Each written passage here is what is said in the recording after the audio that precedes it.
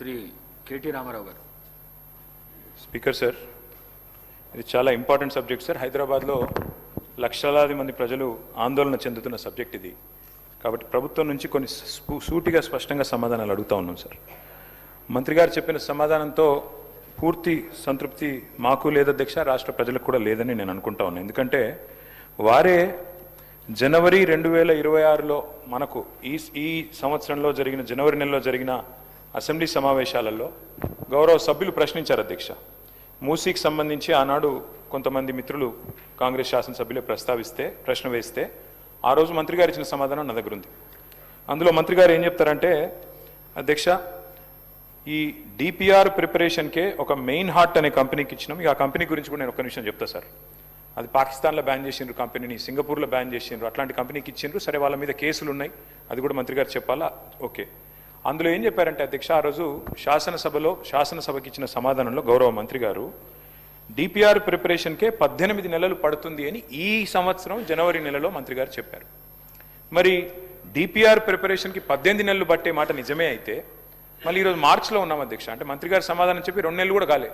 మరి ఇప్పుడు అకస్మాత్తుగా డిపిఆర్ ఎక్కడి నుంచి వచ్చింది? మంత్రి గారు దయచేసి అది ఉంటే కనుక మీ దగ్గర నిజంగానే కాపీ ఉంటే, మరి 18 నెలల్లో అంటే అద్భుతమైన వేగం అది. మరి ఇంత మెరుపు వేగంతో గవర్నమెంట్ పనిచేస్తుంటే మేము కూడా అభినందనలు చెప్పాలి. కాబట్టి డిపిఆర్ 18 నెలల్లో తయారవుతుందని చెప్పి 2 నెలల్లో చేసిన ఈ చమత్కారం ఏదైతే ఉందో ఆ డిపిఆర్ దయచేసి సభ ముందు పెట్టాలి, సభ్యుల ముందు పెట్టాలనేది ఫస్ట్ డిమాండ్ సార్. ఎందుకంటే ఇది ప్రభుత్వం ఇచ్చిన సమాధానం అధ్యక్ష. రెండవది అధ్యక్ష, నేను చూశాను మంత్రి గారు సభ వెలుపల చెప్పారు అధ్యక్ష. ఏం చెప్పారు? లాస్ట్ టైం హౌస్లోనే చెప్పినట్టున్నారు, అది కూడా ఇక్కడ చెప్పారు అధ్యక్ష, హౌస్లోనే చెప్పారు. అది కూడా గౌరవ మంత్రి శ్రీధర్ బాబు గారు చెప్పారు. ఇన్ ప్రిన్సిపల్ ఏడీబీ అనేది మూసీ ప్రాజెక్ట్ కోసం లోన్ మంజూరు చేసింది అని మంత్రి గారు ఇచ్చిన స్టేట్మెంట్ శాసనసభలో ఇచ్చారు అధ్యక్ష. సో ఫస్ట్ డిపిఆర్ మీరు చెప్పండి మంత్రి గారు, తర్వాత శాసనసభలో మీరు చెప్పిన మాట ఏడీబీ ఫండింగ్ అని మేము నిజమేమో అనుకున్న తర్వాత మేము కూడా ఏడీబీ వారిని అక్కడ మూసీ జనాందోళన్ అని ఒక సంస్థ ఉంది అధ్యక్ష, ఎంజేఏ అని, వారు ఏడీబీ వారిని అడిగితే ఏడీబీ వారు చెప్పిన సమాధానం అధ్యక్ష నేను మంత్రి గారు కూడా పంపిస్తా. వారు ఏం చెప్పారంటే జనవరి 23 నాడు ఏడీబీ ఇచ్చిన సమాధానం అధ్యక్ష. ఏం చెప్పారు? No ADB financing approved and no DPR submitted by MRDCL. This is ADB's response. Asian Development Bank చెప్తున్న మాట ఏంటంటే తప్పు, ఇన్ ప్రిన్సిపల్ అప్రూవల్ లేదు, ఏ అప్రూవల్ లేదు, ఇంతవరకు ఏడీబీ అప్పే ఇవ్వలేదు అని చెప్పి కుండబద్దలు కొడుతూ మాకు డిపిఆర్ సబ్మిట్ చేయలేదు, డిపిఆర్ సబ్మిట్ చేయండి, పైసలు ఆడికెళ్ళిస్తామని చెప్పి ఏడీబీ చెప్పిన మాట నేను మంత్రి గారికి పంపిస్తాను, వారు చూసుకోవాలి. అయితే మళ్ళీ ఏమన్నా జనవరి నుంచి మరి ఈ హౌజు ఇప్పుడు మార్చిలో జరుగుతుంది కదా, ఈ లోపల ఏమన్నా డెవలప్మెంట్ అయిందా అని చెప్పి మార్చి 11 నాడు మళ్ళీ ఒకసారి ఇదే సంస్థ వాళ్ళు అసెంబ్లీ ప్రారంభం అవుతుంది కదా, ఏమైనా డెవలప్మెంట్ ఉందా అని చెప్పి పోయినారు అధ్యక్ష. పోయితే మళ్ళీ మార్చి 11 నాడు ఏడీబీ ఏషియన్ డెవలప్మెంట్ బ్యాంక్ ఇచ్చిన లెటర్ అధ్యక్ష. ఏం చెప్పారు అధ్యక్ష అందులో?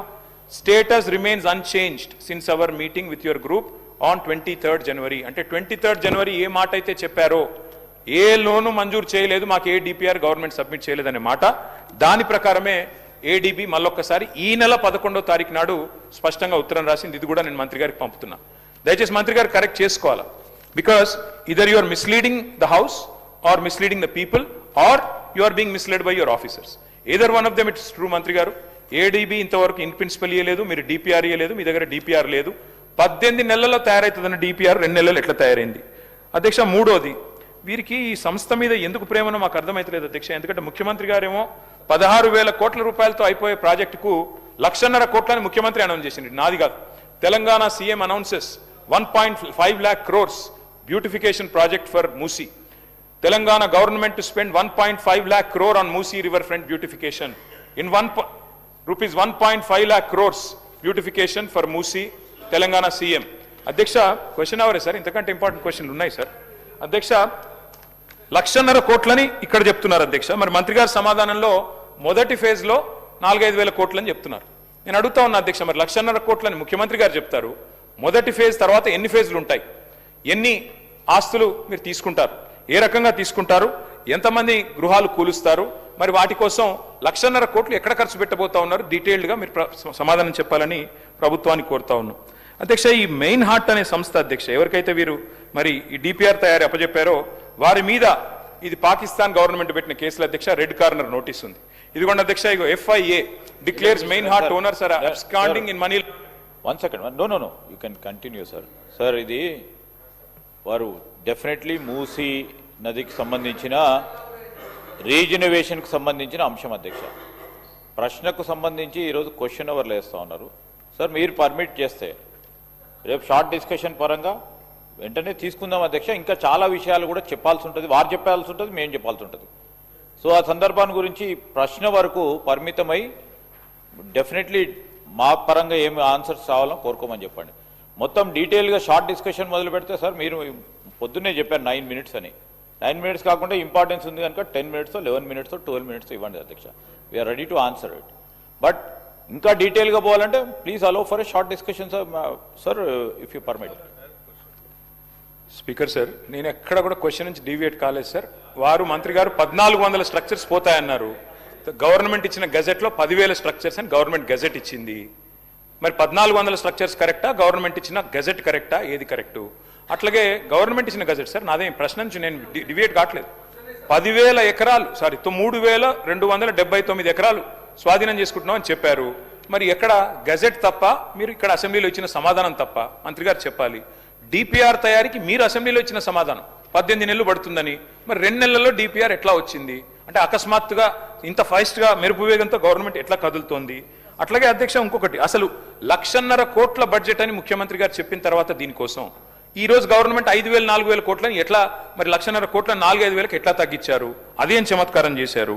దాంతోపాటు అధ్యక్ష, మరి మంత్రి గారు చెప్తున్నారు ఇది 1,435 స్ట్రక్చర్లు ఐడెంటిఫై చేశాం. ఏ బేసిస్లో ఐడెంటిఫై చేశారు? మంత్రి గారేమో, మరి నేను మొన్న ఆర్డీఓ గారు చెప్పింది చూశాను, రాజేంద్ర నగర్ ఆర్డీఓ 50 మీటర్ల బఫర్ జోన్ అని ఒకవైపు చెప్తారు, 50 మీటర్ల బఫర్ జోన్లో ఉండే వాళ్ళని తీసుకుంటామంటారు. కానీ మరి 3,297 ఎకరాలంటే 500 మీటర్ల దాకా విస్తరించారు అధ్యక్ష. బఫర్ జోన్ ఎంత తీసుకుంటున్నారు? అసలు ప్రాజెక్ట్ యొక్క ఆలోచన ఏంది? 1,50,000 కోట్ల, 5,000 కోట్ల, 4,000 కోట్ల బ్లాక్ లిస్ట్ చేసిన కంపెనీలకు ఎందుకు ఇస్తున్నారు? డిపిఆర్ లేకుండా ఈ హడావుడు ఎందుకు? ఇల్లెందుకు కూలుస్తున్నారు?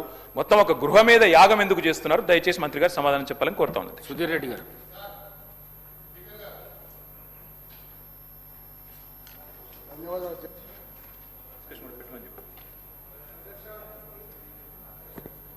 ఈరోజు మూసీ నది ప్రక్షాళన కార్యక్రమంలో ఆ పరివాహక ప్రాంతాల్లో ఉండే ప్రజలందరూ కూడా తీవ్రమైన భయాందోళనతో బతుకుతా ఉన్నారు అధ్యక్ష. ముఖ్యమంత్రి గారి పోకడ చూస్తే ముఖ్యమంత్రి గారు మూసీ నది చేస్తా అంటున్నారు, చేయనయ్యండి, మేము కూడా స్వాగతిస్తున్నాం. మూసీ నదికి మేము వ్యతిరేకం కాదు అధ్యక్ష. కానీ చాలా సందర్భాల్లో ముఖ్యమంత్రి గారు మేము మూసీ నది చేయబోతుంటుంటే బీఆర్ఎస్ పార్టీ అడ్డుపడుతుంది, బీఆర్ఎస్ పార్టీ చేయనిస్తలేదు, ఇదేనా వాళ్ళ పని అని చెప్పేసి అంటా ఉన్నారు అధ్యక్ష. మూసీ నది ప్రక్షాళన ప్రారంభమైందే బీఆర్ఎస్ పార్టీ ఆధ్వర్యంలో మా కేసీఆర్ గారి నాయకత్వంలో అని చెప్పేసి ఈ సందర్భంగా మనం చేసుకుంటున్నాం వైఎస్ఆర్. మూసీ నదిలో 3 స్థాయిలు ఉంటాయి అధ్యక్ష. ప్రక్షాళన చేస్తాం 3 స్థాయిలు ఉంటాయి అధ్యక్ష. మొదటి